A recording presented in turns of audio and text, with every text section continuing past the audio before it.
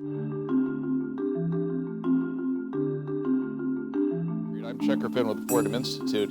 It's a particular treat to wrap up our Education 2020 series. This is the 10th and last session, incidentally, with Bill Bennett. We welcome the live audience in the room. We welcome the worldwide audience that's watching the live stream and will, after today, watch more of it, or watch it again and again and again. This is a better size live audience than we've had for a couple of our sessions. Mike Petrilli reminded me that our very first session with the eminent Heather McDonald had an audience of about 3 because it turned out it was the same day as the Kavanaugh hearing. And that turned out to be tough competition. So I don't know what's going on the Hill today, Dr. Bennett, but it seems to have released a good number of people to indictments, subpoenas, the usual, you mean. This set of papers and talks and authors has turned out to be really quite remarkable. There are 18 first-rate papers across a host of issues pertinent to where American education should be heading, with an introduction and conclusion by Mike Petrilli and myself and a preface by Senator Lamar Alexander. These will come out as a single volume in February, just in time for the primaries, by the way, from Templeton Press. I've been going over the edits for most of them myself the last couple weeks, and it's really quite a collection by some remarkable thinkers. So today is the finale, and it's a treat for me. My own relationship with Bill Bennett goes back almost 40 years now. Colleague, friend, a mentor, occasional sparring partner, hiking buddy, more things than you can think of. He's been much improved by Elaine Bennett, who's with us today as well. And they've become the sort of friends that, like where you want to know how their kids are doing too, that kind of friend, which isn't true of everybody that you claim to be a friend in Washington these days. Theirs are doing very well indeed, by the way. His resume is in front of you, at least the very short version of it is, and so I'm not going to attempt to biograph him. Some things it doesn't tell you, however, such as the fact that he's no ivory tower policy wonk or sit in the office education secretary. He's been to visit and in most cases spend serious time in, often teaching in something like 600 schools around the country. Is that about right? Yeah. The resume also doesn't do justice to all his books. Most recently, preparation of a 1-volume edition of his really first-rate U.S. history book entitled America, the Last Best Hope. The 1-volume edition will be out in the fall and would be a fantastic textbook for any serious knowledge-centric U.S. history course in high school or in college. His talk today is a fitting capstone. As you will hear, it ranges across several key issues, but ends up centering on knowledge, indeed the centrality of knowledge in any serious education. This is not a new thing for Bill. If you go back to the Education Department publications that he authored 3 decades ago when we were working together at the Department of Education, and you will find things like James Madison Elementary School and James Madison High School actually spelling out what, in his opinion, a curriculum should consist of. He wasn't trying to make anybody do it. He's well aware of the appropriate limits of the federal government. But the limits on advice aren't as severe as the limits on government action. You'll also find, if you go back online, I think you can still find it, this little book called First Lessons, a report on elementary education in America. 1986, William J. Bennett, U.S. Secretary of Education. This was just 1 year into his time at the department, a review of the state of elementary education in America today. One of its sort of team members that helped us think it through is here in the audience today, and it's very nice to see Francie as well. I just want to take you to 2 paragraphs on page 20 as I re-examined this volume today to sort of, again, 33 years ago. Keep this in mind. American children do seem to be getting better at basic skills, reading, writing, and computation. Yet when asked to begin applying these skills to the acquisition of more complex knowledge, usually around 4th grade, many begin to falter. In a number of curriculum areas, international comparisons have found students in our later elementary grades failing to hold their own against students in other countries. These outcomes suggest that from the earliest grades, our elementary schools should be doing more, not just teaching children how to add and subtract, how to write the alphabet and fill in worksheets, but also encouraging them to solve problems, to think critically, to acquire knowledge, and to organize disparate kinds of information.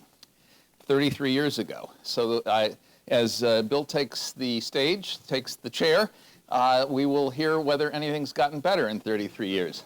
Thank you very much. Thank you. Thank you. Thank you, Checker, dear friend, colleague, true friend. Delighted to be with you all to revisit some matters. You'll excuse me for sitting down because one thing since 1986, my knees have gotten worse, my hair's gotten whiter, and I need glasses to read. You remember George Washington when he was trying to keep his men from marching on the Congress to get their money. Not necessarily a bad idea to have an army march on Congress occasionally, but I don't recommend it. But he pulled out a piece of paper that he had written a note on, and then he pulled out his glasses, and he heard the hush of the crowd, and he said, gentlemen, I see you are surprised that I'm wearing spectacles, but I have become not only gray, but almost blind in the service of my country. My excuse is just old age, just aging, just been around a while. But we're still kicking and still talking, still trying to get in the game. Boy, I have friends who are watching, who watch this thing in Washington. They say, you people just can't stop being Washington, no matter how hard you try. You were in it 3 sentences, and you'd mentioned Kavanaugh, the Hill, and the primaries. You know, it is kind of a company town. It's kind of a company town here, but it is the most interesting city and the most powerful city in the world, and it's really a lot of fun to be here. I want to thank Checker, Mike Petrilli. I want to thank Hoover. This is Hoover Steaks, not Fordham's. Right. Anyway, thanks very much, and it is a pleasure. I want to thank colleagues Karen Nussel. Where's Karen? Right there, my boss at Conservative Leaders for Education. Also there, Emily Grimm is on the staff, and Christopher Moorman, who helped me through about 11 drafts of the paper, which you will have. That's not that. We have a real paper for you, but this is how I prepare to talk. As Elaine says, how do I do that? I don't know. I just have to do it. I saw somebody deliver a paper from an iPhone the other day. Is that rude? I think that's rude. Anyway, we don't allow it at the table. In addition, though, I want to thank our colleagues at Conservative Leaders for Education. We work with state legislators, and this has been a real eye-opener for me. Another place where the rubber hits the road, state legislators, and getting their perspective and their insight. And we sent them drafts of this paper. And I want to thank Luther Olson from Wisconsin, Mike Wilson from Kentucky, Peggy Lehner from Ohio, Mike Belecka from Florida, and Jennifer Sullivan, who succeeded Mike as chairman of the House Education Committee. John Eichelberger in Pennsylvania, we went up and testified there right after the Janus decision. And Amy Sinclair out of Iowa, the Senate Education Chair. They all made helpful comments, and we kind of test what we come up with at Conservative Leaders for Education by asking at the end of a session, what would Amy Sinclair in Iowa say about this recommendation? Test it for reality, and that's a good idea. The purpose of this series was to answer the question, what is a sound conservative vision of education, but to do so by first answering the primary question, what is the purpose of education? In around 1985, I heard a statement, I've read a million of them, written a few myself, but I never improved on Patricia Elberg Graham, then the dean of the Harvard School of Education, and it's not that often that I quote the Harvard School of Education, but when Marty West got there, it improved. Anyway, there are some good people there. But Dean Graham said the purpose of education is to nurture and enhance the wit and character of the young. I think that's just right, just exactly right, if we could do it. Conservative consensus. There was at one time a fairly broad consensus among conservatives and shared by a number of liberals on a few things. I tried to capture that, not original thoughts to me, maybe original phrasing, but when I was Secretary of Education, by talking about the 3 C's, content, choice, and character. There was a conservative consensus building about choice, and then there were wars about choice. A lot of those wars were resolved by an armistice in which public school choice would be acceptable for large parts of the education world, but not private school choice. A lot of this went to the courts as well. But the idea of choice, that parents should be able to choose the schools of their children that their children should attend, is a big and powerful idea, and was one of the major ideas in this conservative consensus. And it's still a strong idea, and still favored by many.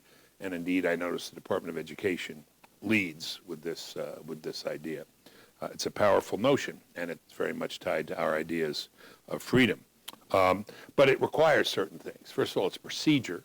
It requires adults who care enough to make the choice, to make the decision, and to get involved, both in the choice of schools and in participation. It's also a means to an end. It's not the end. You hope when you get there you get a better product, but it's the getting there that choice emphasizes. There's also problems in rural areas of America, as you know, with choice. And I think the main objection to choice, it's not an objection to the idea of choice, just the reality of choice, is that 4 out of every 5 kids in America will attend a traditional neighborhood school. And that's just the way it is. So as I used to say all the time to the private school people, when we talk to them, I care a lot about what you do. I care a lot about what homeschoolers do. But we got to care about what's going on in all these schools, because that may not be your kids, but they're going to be the kids who your kids work for or employ or live with or are neighbors. So let's try to fix things. Anyway, that was part of the consensus. Also, the notion of accountability. And accountability pretty much became assessment and tests and standards. Fine. For accountability, I'm for it. I was all for it. But we kind of had a mess there because we created too many. I'm doing this very quickly, and I know I'm glossing over a lot, but I just want to lay it all out. But we ended up with too many tests, lots of complaints about the tests, lots of tests that weren't very good. As far as I'm concerned, there's just one great supreme test, and it won't work for a lot of things, and that's the NAEP, the National Assessment of Educational Progress, which I think has maintained its standards, its integrity. It hasn't dumbed down. But there are some tests that are better than others. Anyway, I think accountability was part of that, and content was part of that. That is, there should be a sound educational content for every child. That was in some ways previewed by the Nation at Risk report, which preceded me by a couple of years. Secretary Bell did that with his committee, and they laid out, some very strong requirements, or so we thought. 4 years of math and 3 years of science, as I remember. But they left something out. They didn't say what should be in that math, what should be in that science. So people put in seat time in math or science, but maybe senior year they were getting to Algebra 2, and we should be doing better than that. But there was this rough consensus about choice and about content and about accountability. There is no consensus anymore. And my evidence for this, not to be mean, is the 18 papers that you've had before.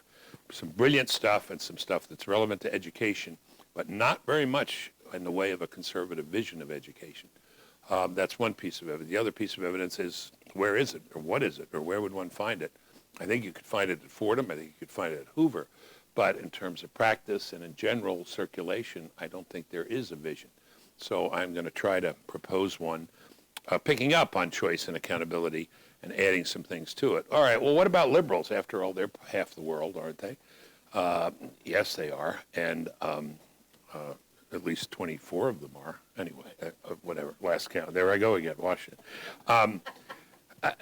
In short, I'm not sure liberals are interested in education anymore. Rick Hess said, some question as to whether it's all about social justice and social equity. I was reading in this, and the more I read, the more I became convinced that this is now the focus of the left when it comes to education. And I'm for equity, and I'm for equal treatment, and I'm for, paying people, good salary for work and equal pay for equal work, all things considered. But, what about reading and writing and arithmetic? Now, this was foreshadowed, or not foreshadowed. I'm foreshadowing an article. I guess it's out already in Atlantic, this next issue of Atlantic. Have you heard about this article? It's called the Problem with Educationism.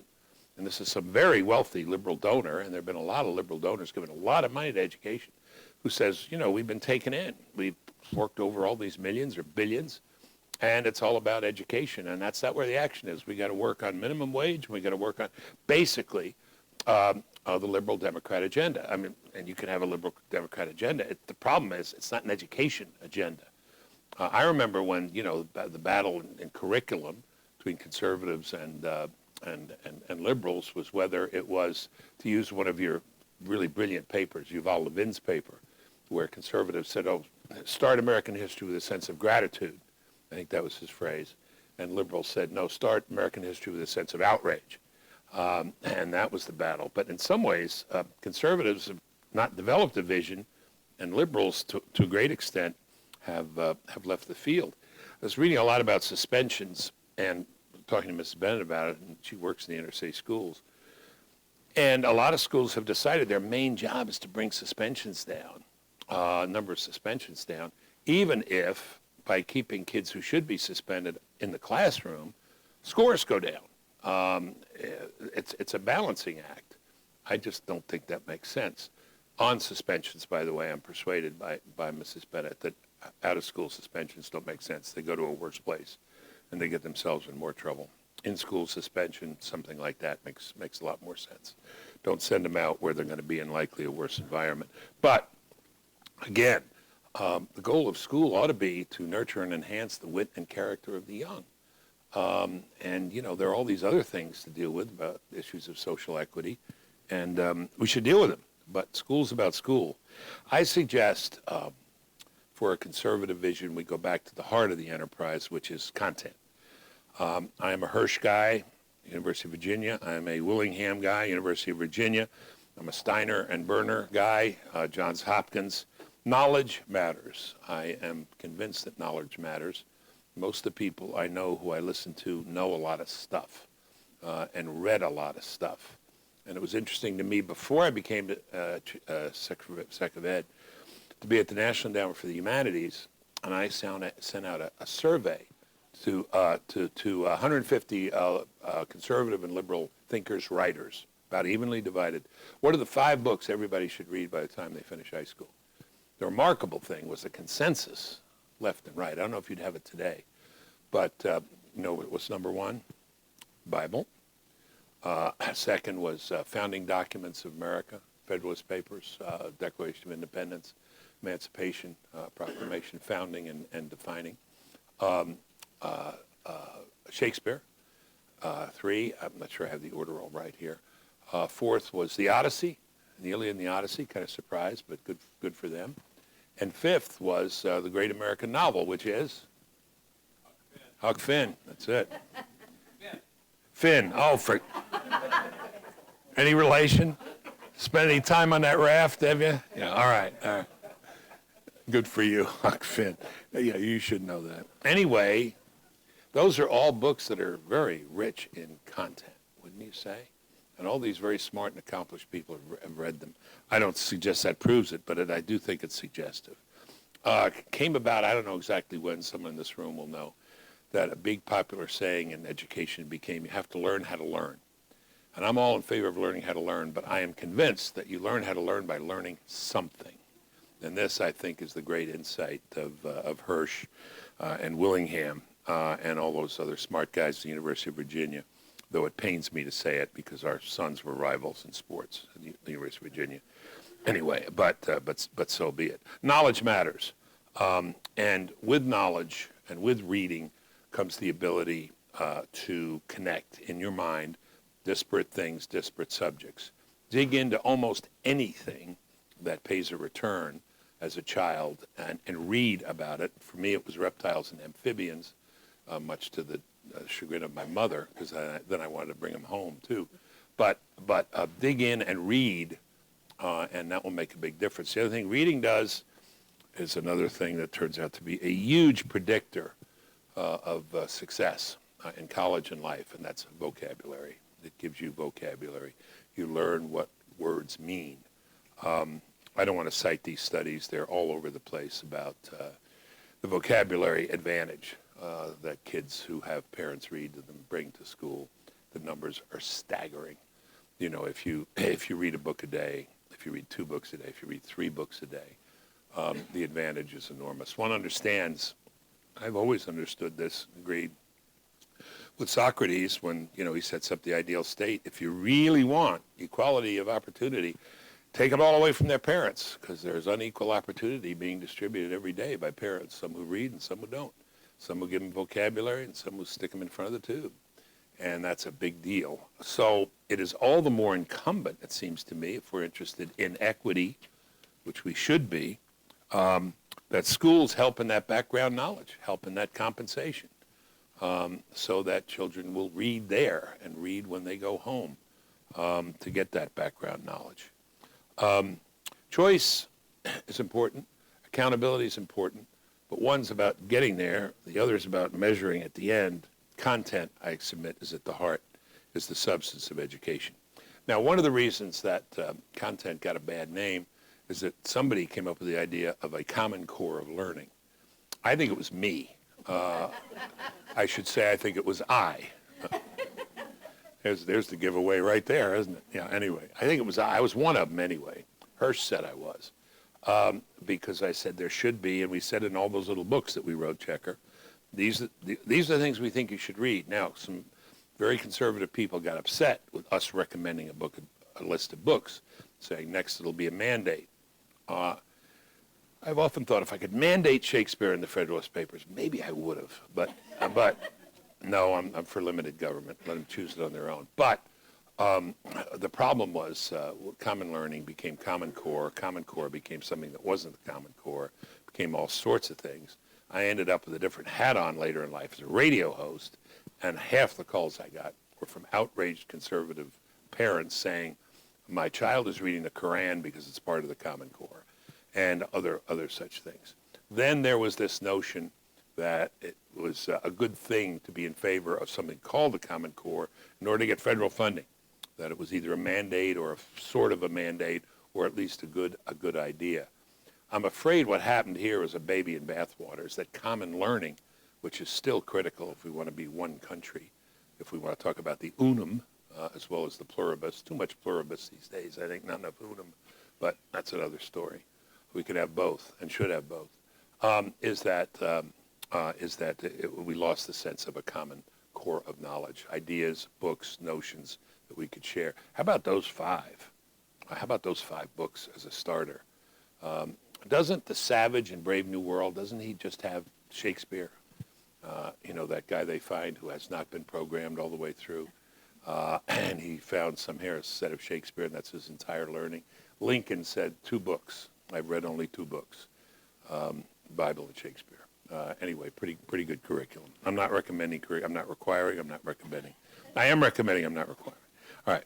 Anyway, certain things come out of a commitment to content, which have been summarized very well by a couple of people. One, Robert Pondicio, who's in the audience, he says, the last best educational lever left unpulled is content. Steiner and Berner at Johns Hopkins point out it's a valuable one, it's a neglected one, and it's an inexpensive one. It's just as it's cheaper, frankly, to have good content than to have many of the things that we do in schools and spend a lot of money on. Let me summarize the Berner and Steiner comments from their summary. Do not think skills can be taught independent of knowledge. Do not back away from their demand for robust, comprehensive standards. Do not allow any of the always developing new skill-based fads distract from the focus on content. Don't allow the unintended consequence of testing on reading, writing, and math to crowd out other critical content and knowledge. Do not seek federal mandates of what states and schools should do on content. Do not think that content is not central to every educational endeavor. I guess one would add career and technical education as well. At least I would. So I suggest that be at the heart of it. We have the technology and the know-how and the experience to develop good tests and good assessments. We proved that with NAEP, and there are some other good ones. Choice should remain an issue we have and fight for. And I think choice, by the way, in the teaching profession, the Janus decision is a good thing. And my real hope, as we at Conservative Leaders for Education set up in Pennsylvania, we testified, is that quite apart from giving teachers freedom, I hope it gives them an opportunity to think for themselves and perhaps become a more professional group than many of them have become over the past. I love the teachers, but there's a groupthink in those teachers' unions, I think, that has been destructive of a lot of their creativity and imagination. And I'm hoping this opportunity for them to step out of those requirements that the Janus decision brought will bring, hopefully bring that back. Now, I'm not the first one to talk about content. I mentioned the scholars who've done this. Other people have done it. Most of the time in our history, we have emphasized this. But what goes wrong? A lot goes wrong. The main thing I think that goes wrong in education is we're looking for the shiny object. We're looking for the new thing, the new silver bullet. This is the thing that'll fix it. I realized when I was Secretary of Education that the word innovative was a synonym for good, and traditional was a synonym for bad. I'm not for everything we've done traditionally, but a thing is either good or bad, and it may be good if it's traditional, it may be bad if it's traditional, it may be good if it's innovative, it may be terrible if it's innovative. Remember the big thing about professional development for teachers, teacher training, professional development? I was for it, and I was for it at the National Endowment for the Humanities, and we had something called summer seminars for journalists in the great books like Dante and others. And I took them away from the journalists because they were already on a bad road. Anyway, I'm kidding. But I just thought teachers would be more deserving. So we made it summer seminars in content, big books, important books taught by great scholars for elementary and middle school teachers. That I think was worthwhile. I got to believe it was worthwhile. I don't think we did any studies, but it was Tom Kean, I think, not the governor, but is it Tom Kean at Harvard, who went through this huge study on what's the phrase I'm looking for, professional development? Yeah, and found out that this is a huge waste of money. Really, it's basically a huge waste of money. You get more credentials, I guess you get another thing, and maybe you get a raise, but in terms of learning, it doesn't make much. So again, the idea is not original to me. I just think we need to bring it back. George Orwell says sometimes the first responsibility of intelligent people is a restatement of the obvious. And I think we've missed the obvious in a lot of schools. And I have been to a lot of schools where I have sat for 2 or 3 hours and not heard any content. I've heard, what's your opinion, and what do you think, and how do you feel about that? And, who's Virgil talking about? What about that? Anyway. But politics enters in, and that can be part of the problem, too, because that can push the fads, because we know there are powerful interests in the education world that push the parties around. More influence in the Democrat Party than the Republican Party, but influence there, too. Somebody told me that when the Democrat convention gets together, 35% of the people who are there will be either members of a teachers union or married to a member of a teachers union. I don't know if it's 35%, but that's big. That's power.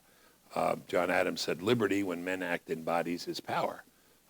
And so, if something comes along that unions like, they're going to push it. And maybe we don't do the inquiry enough about whether it makes sense or not. But politics can also work sometimes. It really can. And I just, not to have people think this is really original to me, I just want to point out that we had, in the history of this country, I'm sure we've had more than one, but we had one great example, one shining example, not shine a silver bullet, but not shiny object, but shining example of getting it right. And pinpointing as close as I can based on my reading and research, was Massachusetts from 1997 to 2003. It mandated excellent content. It created at least some public school choices. It mandated an excellent test, the MCAS, I think it was a pretty good test at the time, and created an extra test for teachers to be sure they were qualified. Somebody may want to ask me about the latest results on the elementary school teacher qualifications. That's what it did. One of the most liberal states in the country, and this was done largely by the hands of liberals, but it was, by my view, if I can call it that, a conservative view of education. Or how about, we don't call it a liberal or a conservative, just a very sound view of education. Why do I say it was sound? You all know this. If Massachusetts had been a country, it would have been 10th in the world by its scores. And think what it did for equity for those kids at all levels. One of our state senators, Luther Olson from Wisconsin, read this paper and said, "You need to mention stick-to-itness." And I said, "You mean stick-to-itiveness?" He said, "No, stick-to-itness." That's what they do call it in Wisconsin. Fair enough. He said, when you got something that's working, stay with it. Checker can recall his writing better than I, but Checker pointed out that Massachusetts kind of fell off this a little bit, partly because of politics, I think, and other reasons. But it's very important that it happened. Who were the people? Bill Weld, who was then the governor, he appointed his opponent in the governor's race, John Silber, to chair the commission. Very generous of Bill Weld. Bill Weld's a brilliant guy, very funny guy too. He saw him on TV the other day. He's challenging Donald Trump for the nomination. And the guy said, "How you doing?" He said, "I'm at 1%. The guy said, 1%? He said, "I'm number 2. I'm second." That's better than 20 of those Democrats. You know, I'm number 2. Anyway, he's a very smart guy, and he appointed Silber. Getting it through the Senate was Tom Birmingham, a very liberal Democrat, still is. Marshaling this thing and muscling it through the House was the Speaker, Joe Finneran. I love these names, Boston. And David Driscoll, we all know. I think he's part of the operation at Fordham still, and others. And they got it done. I should say something because there's a personal connection I have. When Weld was running for governor and Silber was running, Silber had been my teacher at the University of Texas. I worked for him at Boston University. I had a speech up in Springfield, Massachusetts, and Silber heard about it, and actually we were debating. And he said, "You know, I'm running for governor." I said, "Yeah." He said, "Are you going to support me?" I said, "John, I owe you a lot. You want me to support you or oppose you? Tell me what you want me to do." He said, "It'd be more helpful if you oppose me." I said, "Okay." He said, "You're not exactly Massachusetts stuff up here." I said, so I opposed him. And Weld won. I guess I carried more weight than he thought. Anyway, that was my teacher. Tom Birmingham, very left, very liberal guy in the Senate, was my student at Harvard. I'm not saying I had some hand in it. I just had a connection. You know, I know those guys, and they did this, and it was quite a remarkable thing. There's some other states that are doing good things too. I don't mean to just talk about Massachusetts. Louisiana, I think, has embarked on some very interesting work now, and a lot of it having to do with content, and good for them. And I should watch it more closely than I do, but I give them a lot of credit for trying a lot of things and hitting the right notes, emphasizing in the right places. Florida, as Mike Petrilli reminds us, has done remarkably well with a pretty steady budget. But I don't think it's been particularly strong on content, at least not according to the two House chairs that I know there. Let me end with this part with quoting again Steiner and Berner from Johns Hopkins. Improvements in content and curriculum are probably the most effective basis. Probably the most effective change that we can do in education. And they suggest the following, among other things. Review and rethink the role of state. You want me to stop? Well, finish your thought. Okay. I got 2 minutes, okay? Yes. Review and rethink the role of the state and state funds in both teacher ed and professional development. Gear it to content. Develop better accountability systems that encourage strong content-based learning. Review teacher education to be sure that teacher education focuses on teachers having subject matter knowledge. Let me abbreviate the rest of it. Let me end on this. Is there a viable conservative vision in education? Yes, there is. I think what we've been describing is the heart of it. I think Massachusetts is a great example. Even better than a conservative vision of education, it's a vision of education that conservatives and liberals can agree on in theory, because they actually did it once in practice. I mentioned that John Silber was my teacher. I took 3 courses in Immanuel Kant from him. The philosopher David Hume asked, "Is knowledge possible?" Kant said, "Ist Wissen möglich?" And you have it. He answered, it's possible because it's actual. Ja, wissen ist echt. Knowledge is possible because it's actual. We actually know something. So is it possible to have schools that do it right? And is it possible, even politically, to get it right? Yes, it's possible because we did it. We did it once. We maybe lost it, but we can do it again. And at least a number of states and state legislators and others are about, and think tanks, smart people in think tanks, are trying to get it done again. That's it. Thank you. Very, very brief Bill Weld anecdote. He lived across the hall from me for 2 years in Adam's house on the same floor, and he was never seen to study, but he graduated summa in classics. So he is indeed a smart guy. Very smart guy. And there was some point at which he may have studied. Anyway, you are famous for choice, content, and character. You talked the least today about character. Yeah. Do you want to say a word or two? A lot of our other writers, speakers have written quite a lot about bringing back character education in some form to American education as a kind of fundamental. Do you want to say a little bit about character, which didn't seem to be at the top of today's agenda? I'll say a couple things, sure. Again, the definition, wit and character of the young. Then I did my PhD in philosophy, moral philosophy. I don't think you teach character. If you taught character and you have better character from teaching it, philosophy departments would have the finest people in them. I know them. I'll take the engineers overall. They're fine. Some are fine, but you don't get better just by hanging out with the material. Okay. Second, I didn't want a course in it because somebody told me in one of my trips to a school that they had a course in ethics, but everybody was cheating. It's like the woman who brought 20 copies of the Book of Virtues, and she said somebody stole 10 of them out of my car. I said, let's see if it works. See if they bring them back. It's to understand the exercise wrong. And in this, there was an intense period of, I wrote an article called Getting Ethics, in which people in corporations would sponsor retreats for a week, and you'd go and get ethics. That's not the way it works. You grow up with rules, with precepts set by your parents, your teachers, your coaches, and example. And there's nothing quite like the power of example. So it has no particular place in the curriculum for me, except when you're doing literature, it's not bad to read these stories of good character. I was reading about Alistair McIntyre, the professor. Elaine and I were binging on Jane Austen movies this weekend. And he said, who's the best character in Jane Austen? Fanny Price. We could have a discussion of that because she holds to her character. So, okay, read that, and you can talk about Fanny Price's character. I did the Book of Virtues checker because teachers I was visiting with when I was secretary said, how do we teach these kids values right from wrong?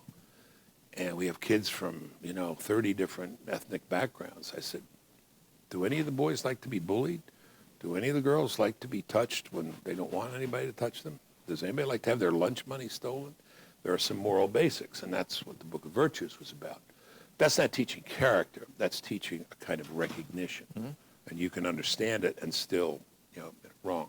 So there's no place in the curriculum. But there is a place in schools, and I'm maybe going too much here, but I was looking at Mrs. Bennett's signs that she brought to, where were you yesterday? Aton Elementary with 100 fourth graders. And the signs they read, this is pretty good, that Mrs. Bennett brought in was, the best thing to do is to find an adult who will listen. There are adults here in this room who will listen to you at school. They are your social workers, your counselors, your teachers. You can tell your friend or family member about this number if you think he or she needs help, and then a number's listed.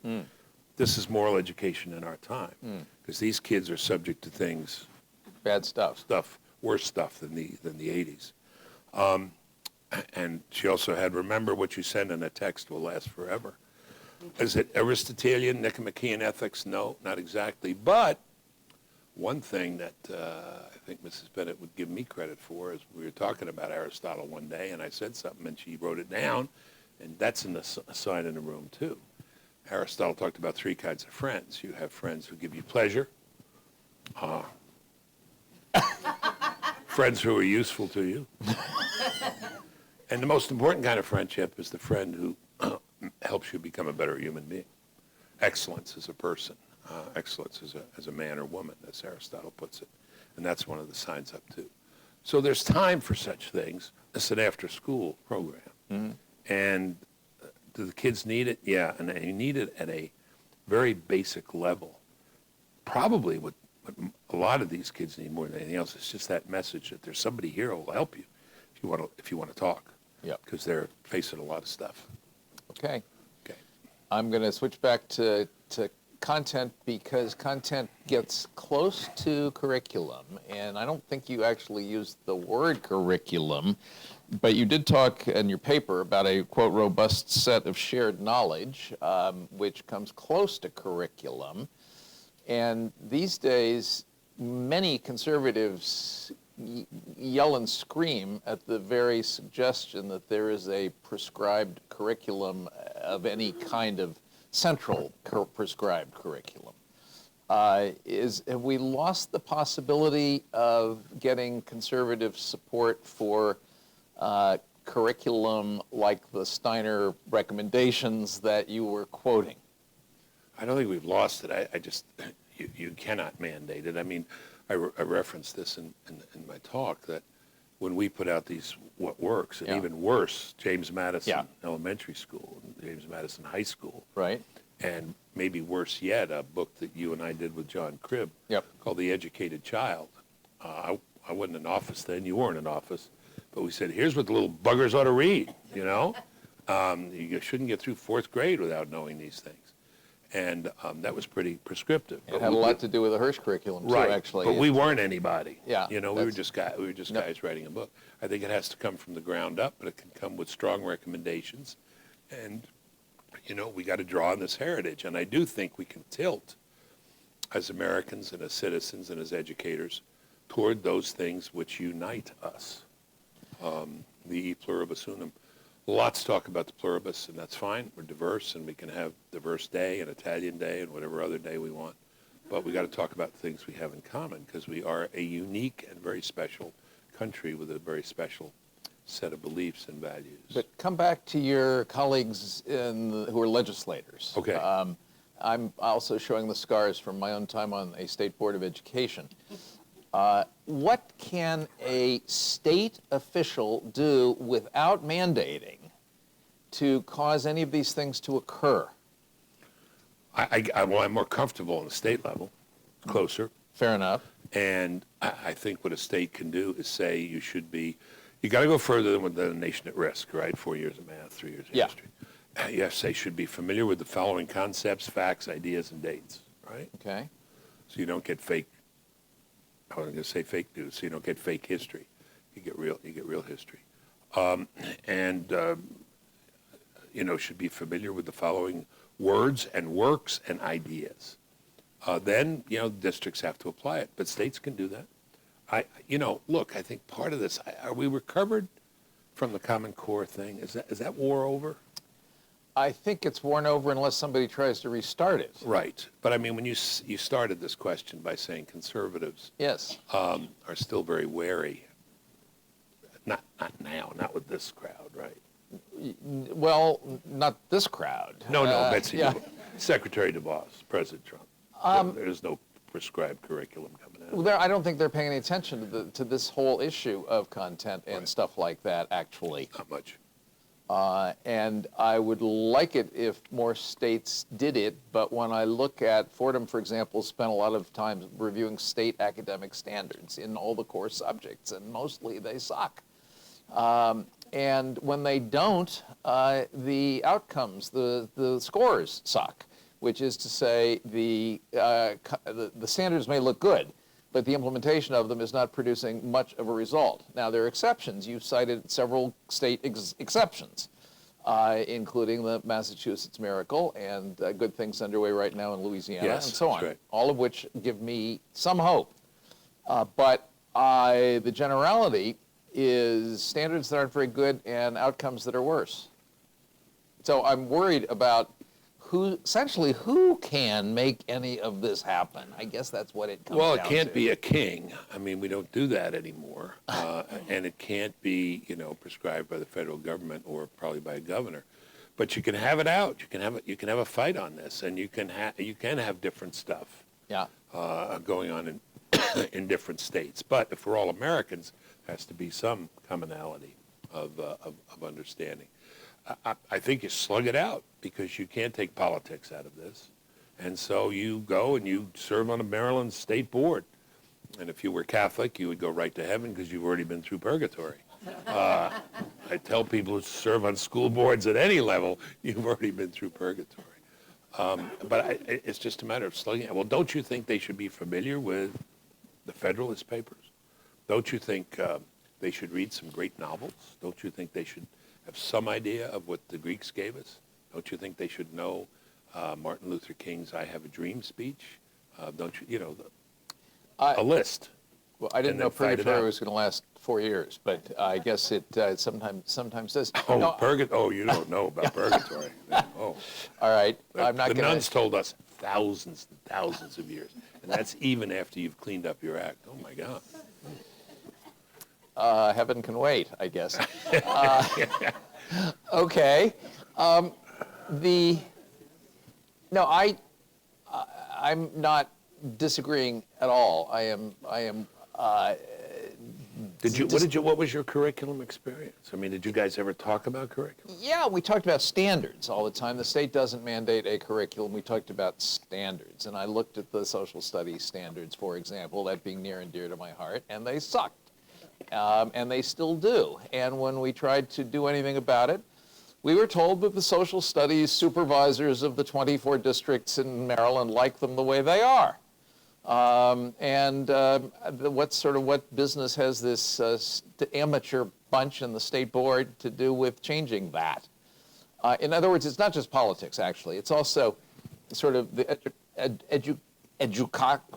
the blob, as you once dubbed it.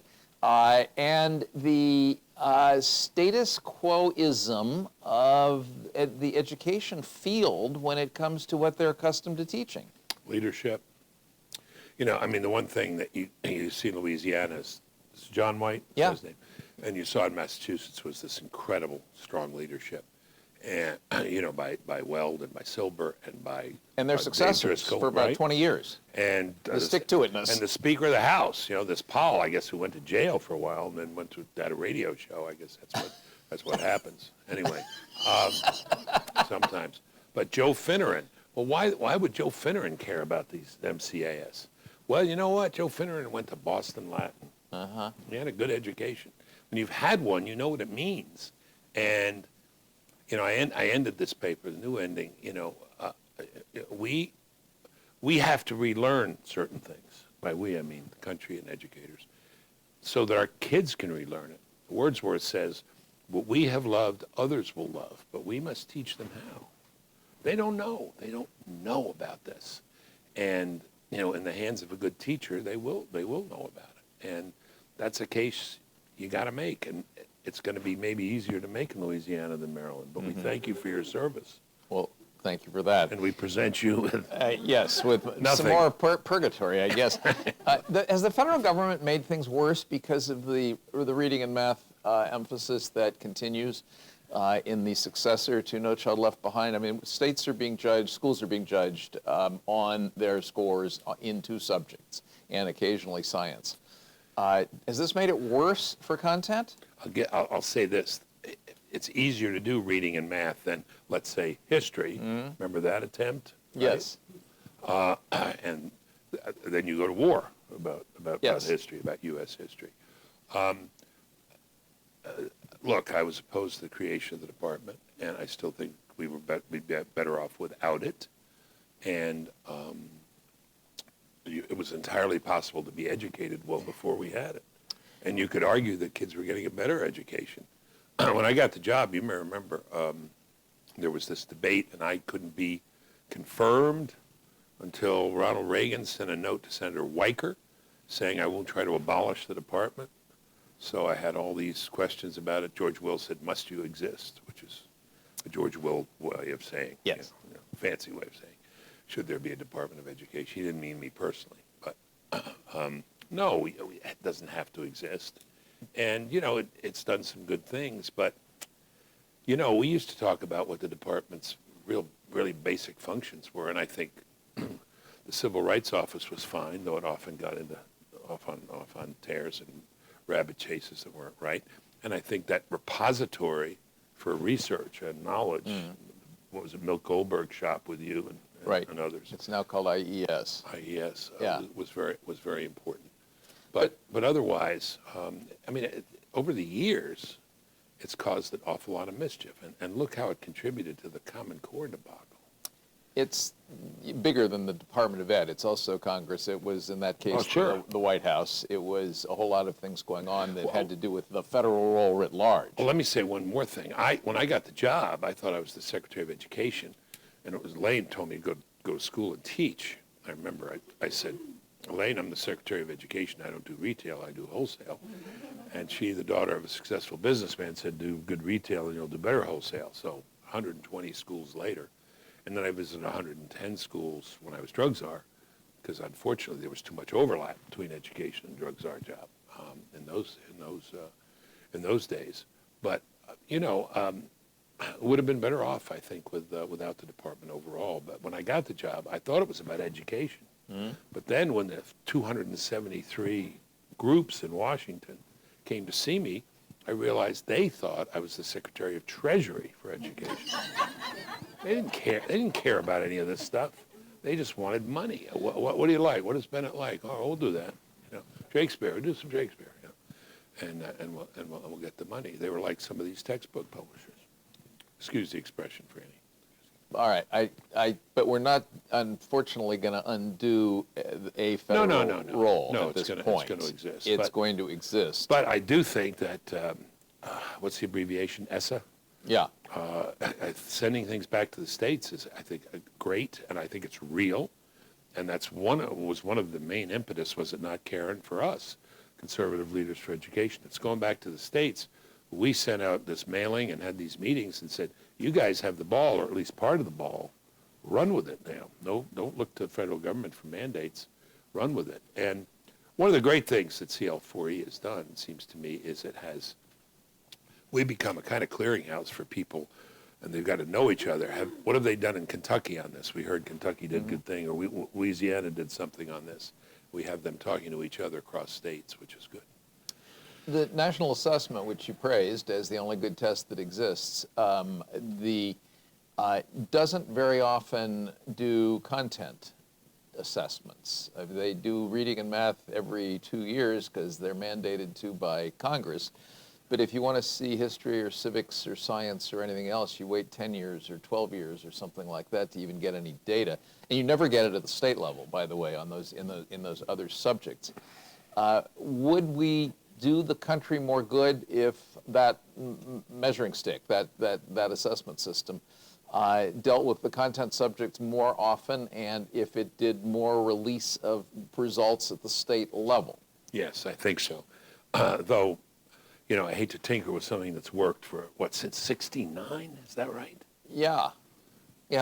Hard to believe it's that old. You remember who we appointed to chair and co-chair of that? Well, I remember the study group that we put together to revamp it, and that was Senator Alexander. And, it included Hillary Rodham Clinton. Wife of the governor. That's right. Yes. And anyway, yes, the answer is yes, though it's working well. I'd hate to see it, start to do more things and not work as well. But there's a problem with the emphasis on reading and math, which I referred to in my talk, and Steiner and Berner talk about it, which, because of all the emphasis on reading and math, there's less emphasis on the other content areas. Mm-hmm. So it looks like it's a skill thing. And that's the way a lot of schools are geared toward the skill thing. We didn't give you time enough to unpack all this, but your paper lays out a sort of 6-part framework for state policy leaders to advance content. And they all made sense to me, but they just turned into a very heavy lift. And I found myself wondering as I read it, and this is unfair to the audience because they haven't read it, but can they do all those things? I mean, if they have to us with their teacher standards and their academic standards and their tests and their textbooks and all these other things. Are we giving people a realistic assignment, I guess, is what I'm asking you ultimately. Again, back to the state folks. Well, it took a lot of work in Massachusetts. Yeah? A lot of work has gone into Louisiana. Yeah? So the actual proves the possible. Yeah, you bet. During some of those great days for Tennessee, right? Yes. It's a lot of hard work. All right. Keep pushing. Well, we will. I'm going to open this up now to the studio audience, and thank you again all for coming. We've got some time for questions to Secretary Bennett, and we will begin with him. You got to introduce yourself. You're being recorded or taped or something. Will do. Thank you. Ross Marchand, Taxpayers Protection Alliance. Thank you so much. It was informative. Education policy is not something that I've read up on a lot, so this was very, very informative. Thank you. It's easy, actually. It's easy, yeah, as I learned today. Yeah. And you can be away for 30 years, and you come back, and here at 1986, Rip Van Winkle. Dittos. I wasn't alive then, so. Yeah, okay. I understand. I know. I was in my prime, though, man. And you still are. Thank you. Thank you. As a Jersey boy, I've heard reports over the years that Mark Zuckerberg has poured many, many hundreds of millions of dollars into Newark schools. What happened to that money? And broader question, what happens when you have a multitude of private money interacting with the bureaucracy of something like the Newark school system? It's a great question. Others may want to speak to this. I actually talked to Mark Zuckerberg about that very topic. He wanted to meet, and he said, why don't we meet by video? I said, I didn't think for a minute we were going to actually meet in person. Do you actually exist? You know. But it was fine, except the funny thing was it was at a video conference room down the street, and the tech didn't work. I said, hey, your tech doesn't work. It was kind of reassuring. Even for Zuckerberg, it doesn't work, you know. You bring all the AV stuff into the school, doesn't work, you know. Anyway, it didn't work for Zuckerberg, too. But anyway, we finally had the meeting, and he said, what should I do with this foundation? He asked me and a whole bunch of other people. His new foundation, Yeah. Zuckerberg, yeah. And I said, stop throwing it away like you did in Newark. And, I mean, that was a mess. And they've done some good things and some constructive things since. And they've got some good people out there. Who's the guy worked in the Bush administration? Bailey. John Bailey, yeah. And they've done some good things. But this happens a lot when you give the money and you trust the people to get it right instead of having what they call in contracts a lot of receivables, targets you have to hit. I went out to Chicago, I think 5 times as secretary. The reason I went 5 is the first time I went, I said, these are the worst schools in the United States of America. Well, there's an anecdote that goes with that, too, but we can come back to that. I was the director of research, and you called me into your office, and you said, I just told the Chicago Tribune that Chicago has the worst public schools in America. Was I right? Make sure it is. Was I right?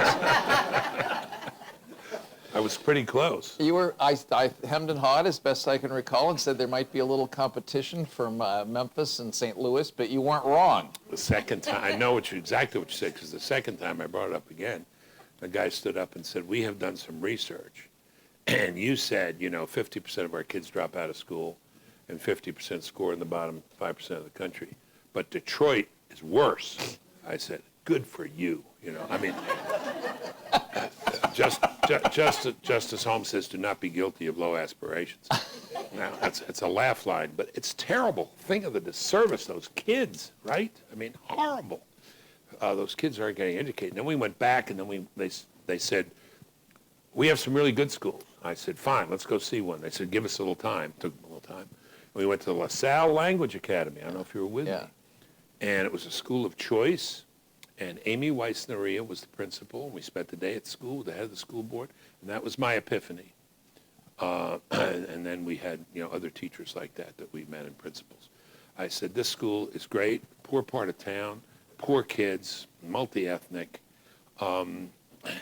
Scores were great.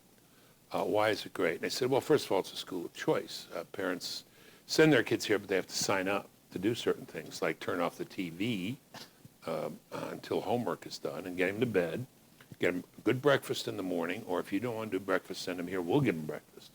But you've got to observe certain rules. I said, I said to the head of the school board, why don't you have this throughout the system choice? He said, because there are a lot of schools in the system no one would choose if they had the opportunity to. Great. How's that for a Soviet system of education? We got to send them there because if they were free to go, they'd leave. And then there were a couple of other things, like they picked Amy out to run it because she was an entrepreneur and smart and tough and loved the kids. And I said, why don't you find people like this for all your schools? He said, we'd have to fire half our people. And this was part of the epiphany. This is a trigger warning for people that get Robert Pondicio's book in September. Right. You're going to find a lot of similarities with Success Academy in New York City, with the model that you just depicted from LaSalle in Chicago. Right. A lot of similarities. The end of the story, the penultimate part of the story, is that the Chicago Tribune did a series, and every time I have been back in Chicago publicly since then, they always say the man who called our schools the worst. When I die, I know that's what they'll write. Anyway. Okay, who's next? But no, let me just say this, because they did a survey of schools, and they found a school with a 100% dropout rate. Oh. And the philosopher in me said, do they still do messages or the loudspeakers? Bishop Barclay, Tree Falls in the Forest. Are teachers still getting paid? Yes. Of course. Administrators still getting, nobody's there. No students. Anyway. But there was that school in Baltimore, profile 5 years ago, where not a single student was reading at grade level. Right. Now, when the Secretary of Agriculture, when they had what's the virus you get from bad food, the horrible thing that kills you? What? E. coli. E. coli on the West Coast, Secretary of Agriculture was out there and they shut down the whole chain. We should shut down that chain, that school, if it's not teaching anybody reading. That's strong-arm federal government, I know. Back in the corner. If they're taking federal money, they got to be accountable.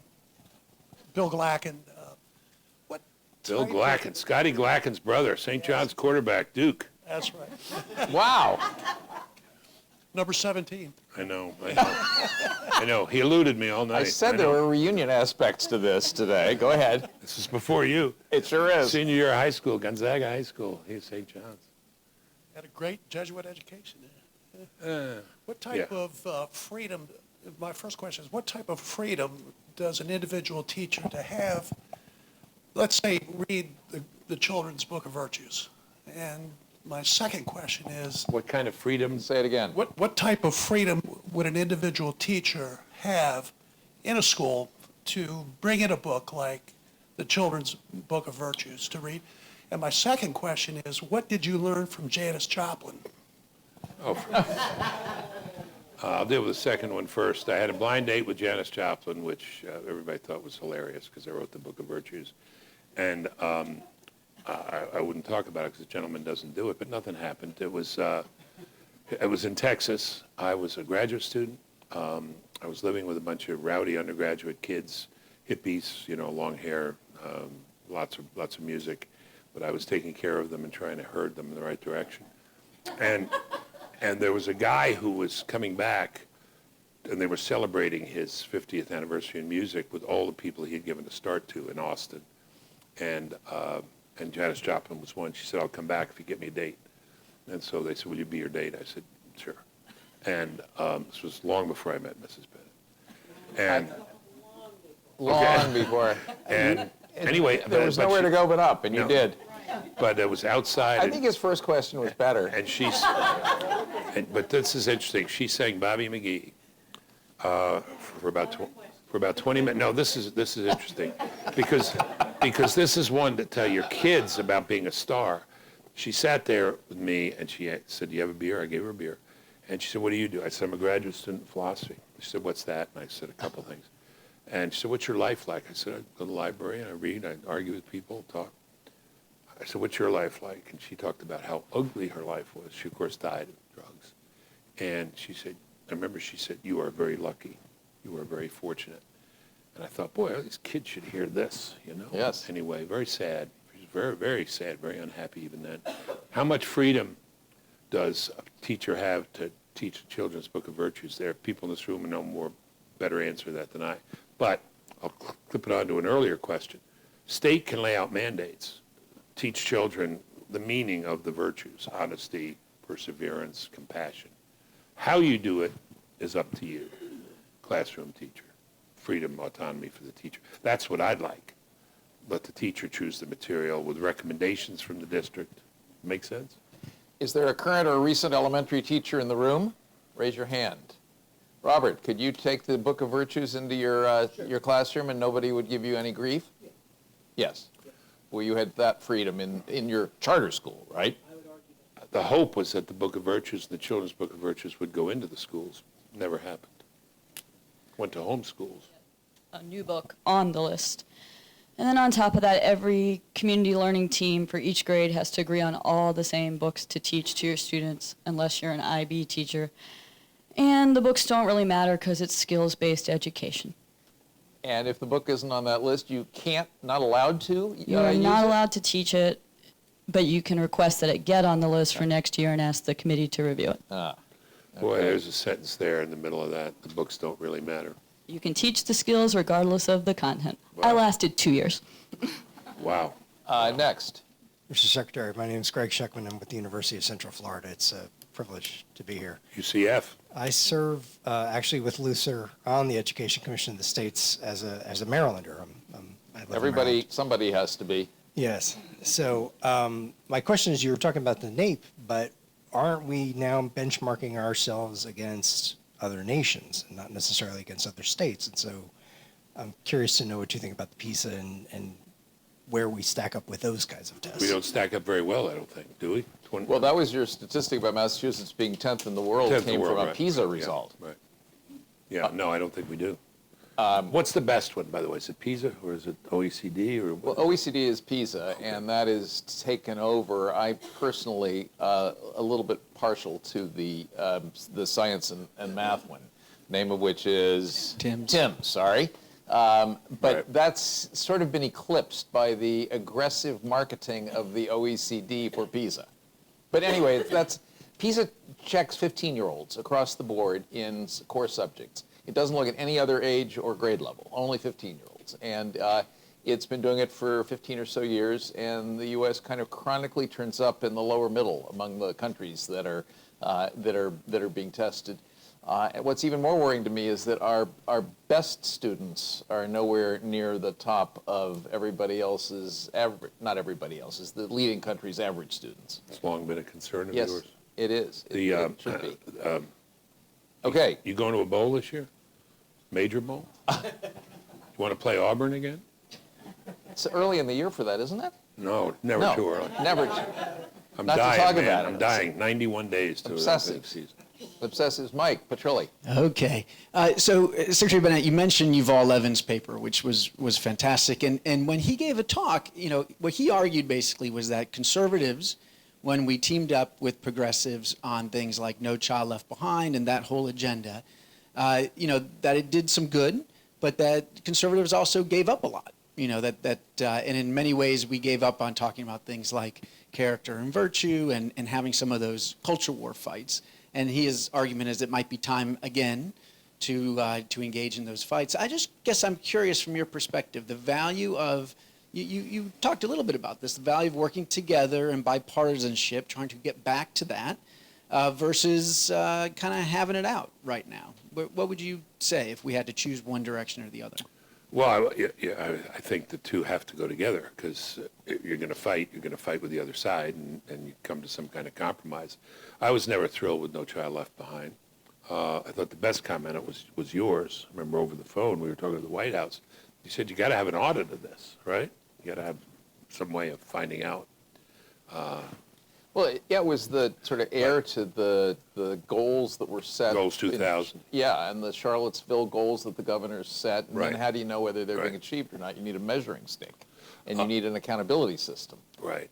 I don't go to Washington for bipartisanship, but, some states work better than Washington works right now. And, you got to hash these things out. Again, I refer to Checker's rough experience here on the Maryland State Board, but there are some state boards that work better.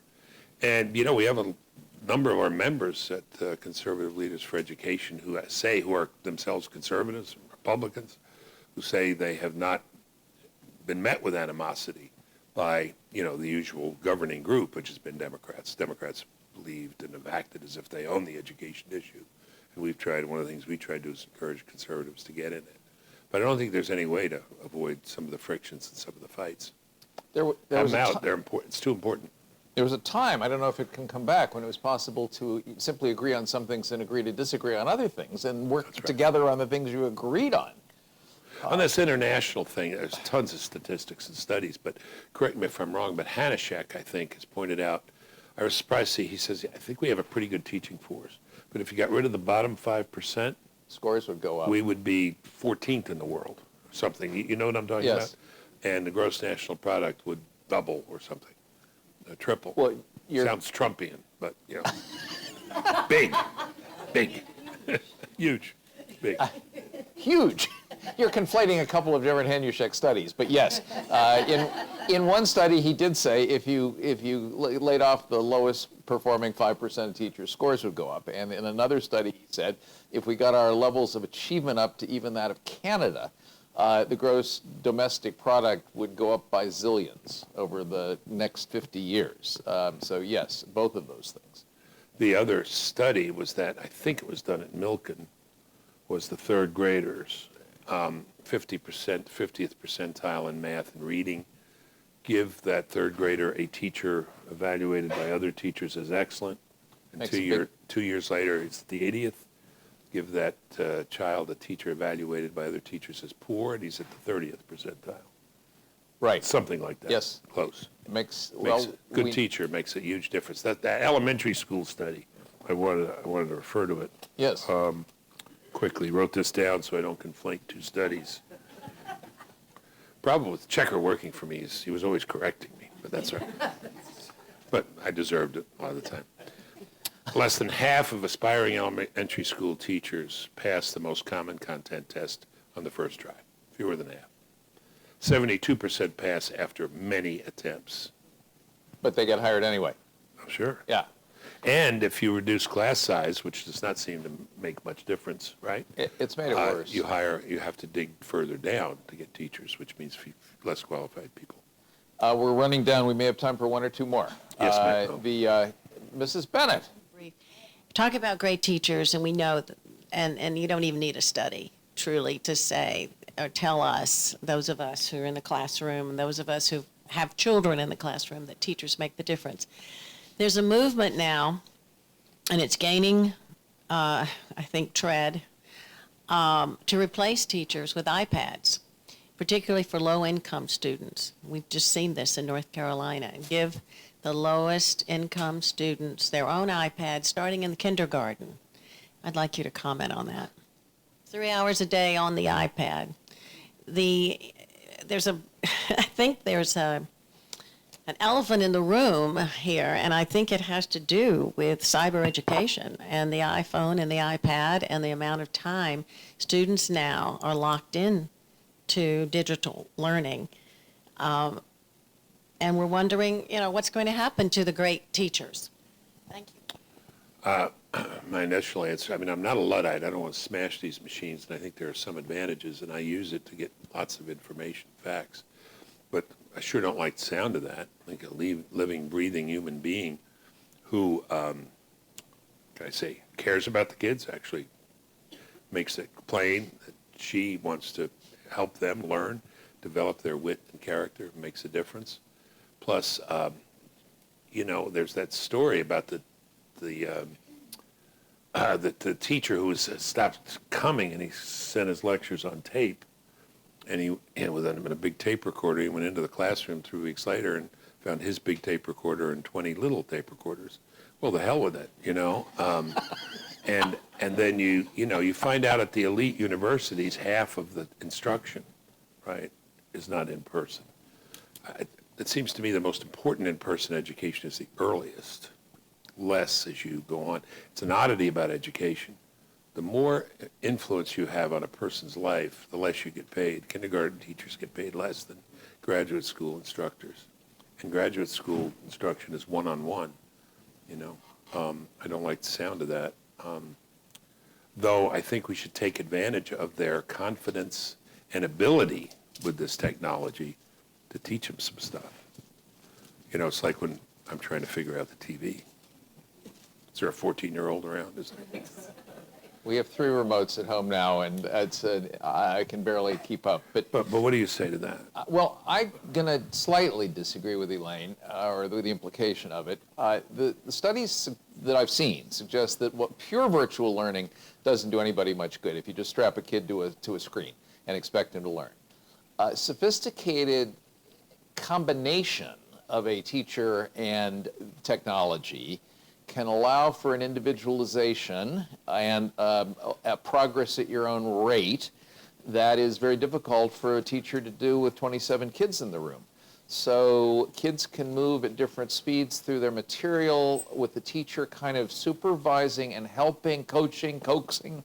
The technology is not substituting for the teacher, but it's amplifying the teacher, in my opinion. I thought the assumption of the question is teachers not to be seen in the room. Well, if that's the like they would once have used an encyclopedia or dictionary, and so it was in effect, go look it up. That's a really interesting question.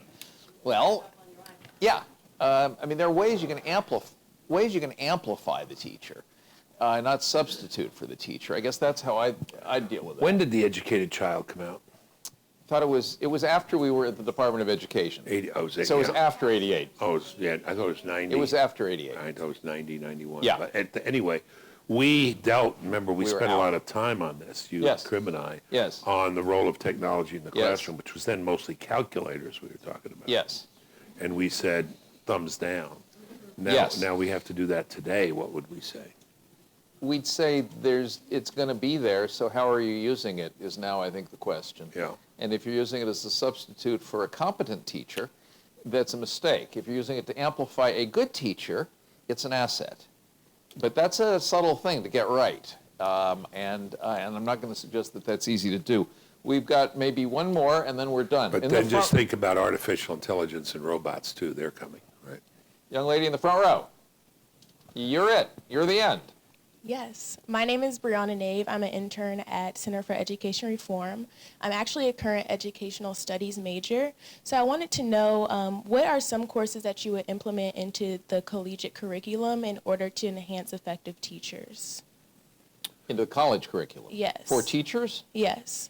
Because I'm also taking my certification test currently, so I just wanted to know some courses that I could take after my collegiate experience to get my graduate degree in order to become an effective teacher. I'm not expert on this, so I'll defer to Checker or anyone else in the room. But I would say, given that Massachusetts experience, given that elementary teacher school experience, and my own experience, I would emphasize subject matter knowledge more in whatever subject.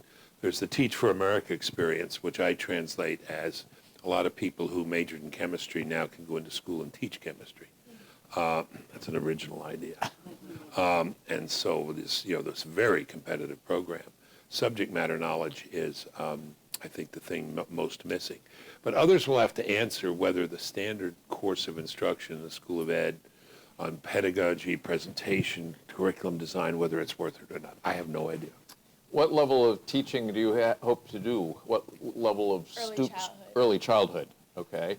I mean, you do need some pedagogy and some child psychology and child development. There's no doubt about that. But if that's 80% of the curriculum, then you are missing out on the ways in which kids, for example, end up learning to read, which is all of the things you do in early childhood that prepare you for the kindergarten and first grade courses in which you actually do read. There's